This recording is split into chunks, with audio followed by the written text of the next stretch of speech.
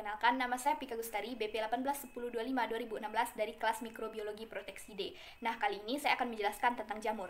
Ketika klasifikasi makhluk hidup baru menemukan sistem dua dunia, jamur dimasukkan ke dalam kingdom plantae atau tumbuhan.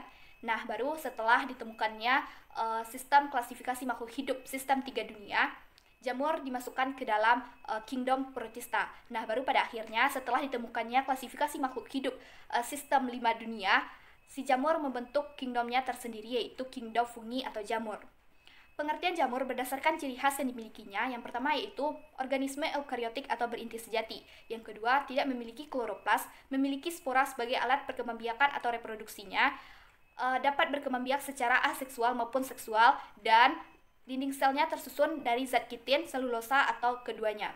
Pertanyaan selanjutnya, bagaimana sih cara hidup dari jamur? Nah, karena jamur merupakan organisme yang tidak memiliki klorofil sehingga dia tidak dapat menghasilkan makanannya sendiri, maka jamur membutuhkan inang sebagai tempat untuk dia mendapatkan makanan. Jadi, si jamur memiliki dua cara hidup. Yang pertama yaitu hidup sebagai saprofit, di mana ia akan hidup pada organisme-organisme yang sudah mati seperti sisa-sisa tanaman ataupun hewan. Yang kedua yaitu hidup secara parasit, di mana si jamur akan hidup pada organisme yang masih hidup, kemudian mendapatkan makanan dari organisme tersebut. Pada umumnya, jamur yang bersifat sebagai parasit ini pada umumnya kebanyakan merugikan di muka bumi. Contohnya saja yaitu jamur Trichoderma. Selanjutnya yaitu reproduksi pada jamur.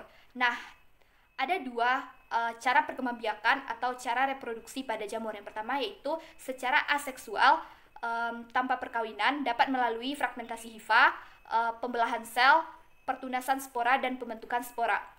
Reproduksi atau perkembangbiakan yang kedua yaitu dapat melalui secara seksual, yaitu dapat terjadi apabila ada dua jamur yang cocok dan kompatibel dengan kode plus dan minus, dapat melakukan perkembangbiakan baik secara plasmogami, karyogami, maupun meiosis.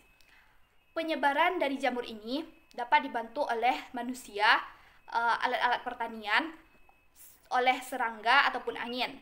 Nah, yang uniknya lagi, jamur ini memiliki dua nama. Nah, ketika jamur berada masih pada tahap imperfect atau belum sempurnanya, jamur tersebut akan berproduksi dengan secara aseksual. Nah, baru ketika dia masuk atau berada pada tahap perfect atau sempurnanya, dia akan berproduksi secara seksual.